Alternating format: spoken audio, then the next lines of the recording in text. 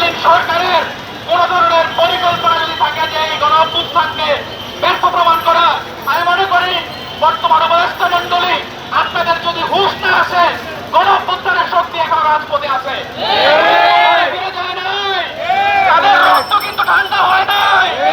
বাংলাদেশে আবারও আমরা একটা গণ অভ্যুত্থান করবো ইনশাআল্লাহ। বাংলাদেশের জনগণ বসে আছে সেই ডাকের উসিলায়। অতএব আগামী দিনের গাজীপুরে কোন সন্ত্রাসীদের স্থান আমরা দেখতে চাই না, কোন আওয়ামী দোসরদের স্থান আমরা দেখতে চাই না। কোন আওয়ামী লীগের ন্যারেটিভ উৎপাদন করার জন্য এই গণ অভ্যুত্থান কায়েম হয় নাই।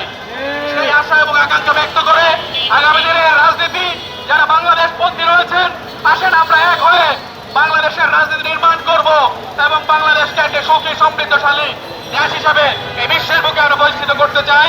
এবং আক্তার হোসেন এবং তাসনিম জারা সহ যারা হামলা করেছে তাদেরকে অবিলম্বে আইনের আওতায় আনতে হবে, তাদের গ্রিন কার্ড বাতিল করতে হবে, তাদের অর্থনৈতিক যে চালান রয়েছে এগুলো বন্ধ করতে হবে। সকলকে ধন্যবাদ জানিয়ে শেষ করছি। আবারও দেখা হবে বিপ্লবে, মিছিলে, স্লোগানে। আজকে আমাদের এই প্রোগ্রাম এই জায়গায় সমাপ্ত হলো। যারা